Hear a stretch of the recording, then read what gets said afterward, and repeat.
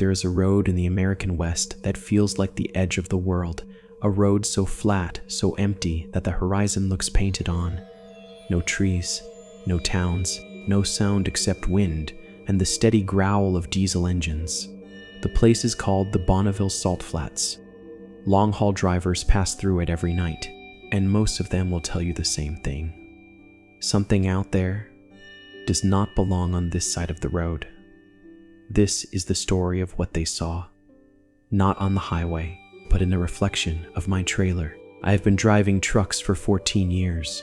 Cross-country hauls, frozen food, industrial parts, occasionally classified cargo that nobody asks questions about. You learn a few rules out here. Keep your speed steady. Keep your fuel topped up. And never trust the silence. Because silence on the highway usually means something is about to go wrong. That night started like any other. Dispatch gave me a sealed trailer at a logistics yard outside Salt Lake City.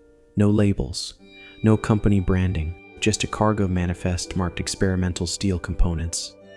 The trailer itself looked unusual. The back doors were polished, not normal chrome. I mean polished like a mirror. Perfect, smooth, so reflective that I could see the entire yard behind me in flawless detail. Even under the yellow loading dock lights, when I asked the yard supervisor why the trailer looked like a giant mirror, he shrugged. Special order steel. Then he leaned closer and added quietly, "Just try not to look at it too much when you're driving." I laughed. Thought it was a joke. I wish it had been. The route took me west across the Salt Flats, a straight, lonely stretch of highway cutting through miles of white crust. Truckers know that road well. CB radio chatter gets lively there because there's nothing else to do. Around midnight, I rolled onto the flats. Wind skimming over the salt, moonlight turning the ground into a pale ocean. I checked my mirrors. Behind me, the polished trailer reflected the highway like a giant screen, perfectly normal. At first, then the CB radio crackled. A rough voice came through the static. "Driver pulling the mirror rig, you copy?" I grabbed the mic. "Copy that." A pause, then the voice again. Older, gravelly. "Name's Pops. Been running these roads 40 years.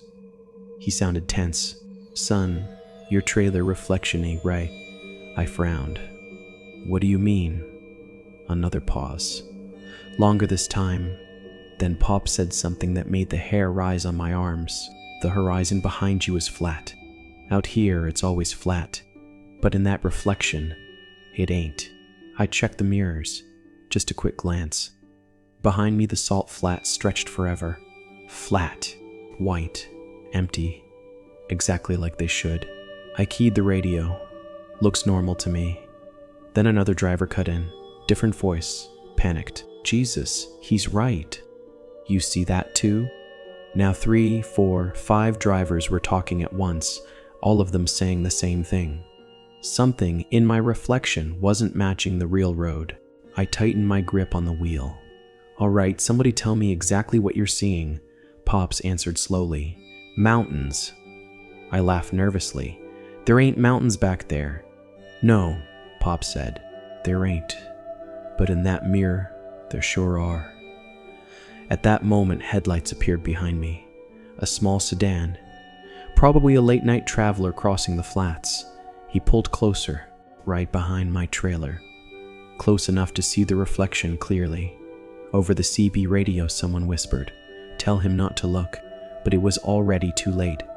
The sedan drifted closer, closer. Then suddenly the car swerved violently, tires screaming across the salt. The sedan spun off the highway and vanished in a cloud of white dust. No brake lights, no recovery. Just gone.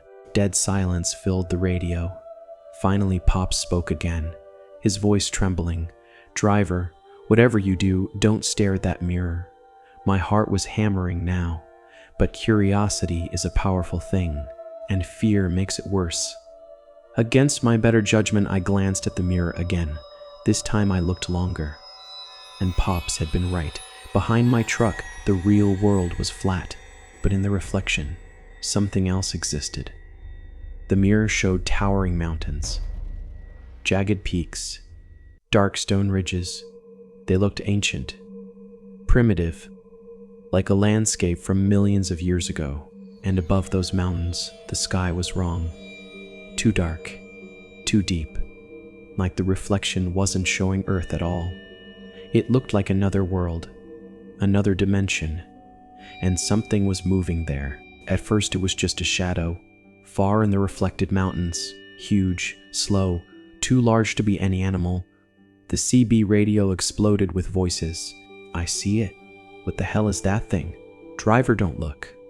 But everyone was looking, every truck behind me, every driver staring at that impossible mirror. The shadow moved closer, closer to the edge of the reflection. And with every mile my truck traveled, it seemed to approach faster. Then someone screamed over the radio. "It's got legs," another voice corrected him. No, too many legs. The thing in the reflection had limbs, long, jointed, more than any creature should have.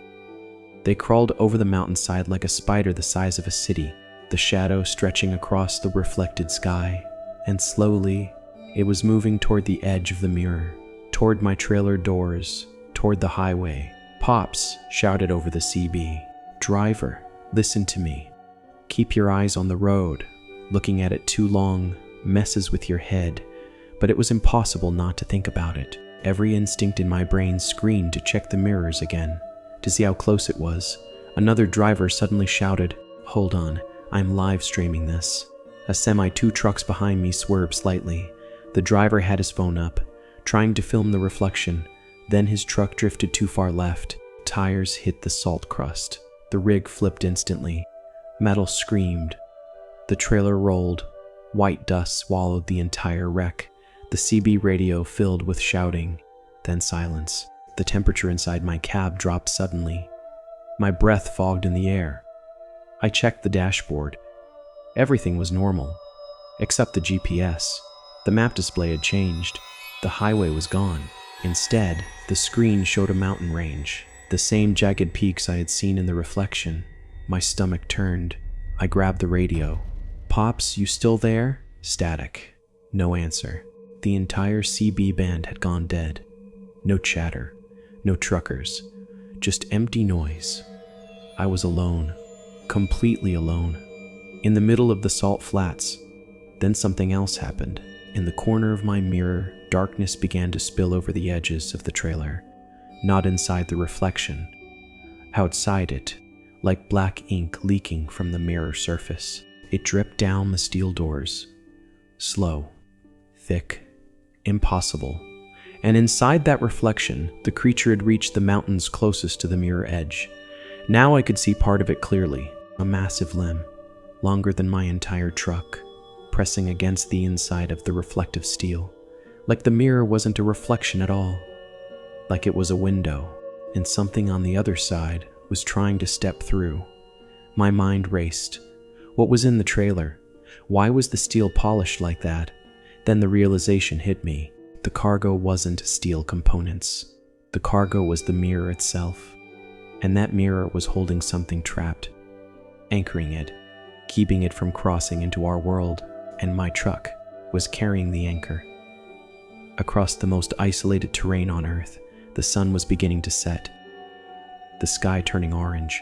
A memory surfaced from the yard supervisor. Try not to look at it too much. Then another thought hit me. Why this route? Why the Salt Flats? Then I remembered something truckers always say about the Bonneville Salt Flats. It's one of the emptiest places in America. If something went wrong here, very few people would see it or survive it. The state line was 40 miles ahead. I had 2 choices. Option 1, pull over, detach the trailer, leave the mirror here in the middle of the flats. Option 2, floor the engine, deliver the cargo before sunset. Before that thing reached the mirror edge, my hands trembled on the steering wheel. Then I heard it, a sound from behind me, a deep metallic groan. I checked the mirror one last time. Inside the reflection, the creature's limb pressed harder against the steel. The mirror bulged outward, and for one terrifying second, I saw a hand. Not human, massive, multi-jointed. pushing against the surface, trying to step onto the highway. I slammed the accelerator, the engine roared. My truck surged forward across the salt flats, speed climbing, 90 miles per hour. Behind me, the mirror vibrated violently. The reflection cracked with streaks of darkness. The creature's shadow filled the entire reflected sky. And then, the sun dropped below the horizon. Instantly, the mirror went black. The pressure vanished. The temperature in the cab returned to normal. The GPS map snapped back to the highway. The CB radio crackled again with distant chatter, like nothing had happened. I delivered the trailer that night, at a secured facility near the Nevada state line. No company name on the building, just fences, lights, and armed guards. They took the trailer without a word. One of the guards handed me a clipboard. The cargo manifest was still attached, but most of the page was blacked out, redacted. The only readable line said, "Reflective Containment Unit, Dimensional Anchor." Protype below that was a warning, printed in bold letters. "Do not allow prolonged Crokerman observation of the surface." As I walked back to my truck, I noticed something chilling. The mirror doors were no longer perfectly smooth. Deep dents pushed outward from the inside, like something enormous had pressed against them, trying to escape. And for a moment, in the polished steel, I thought I saw mountains again. Far away, under a dark alien sky, with a massive shadow still walking toward the edge of the glass.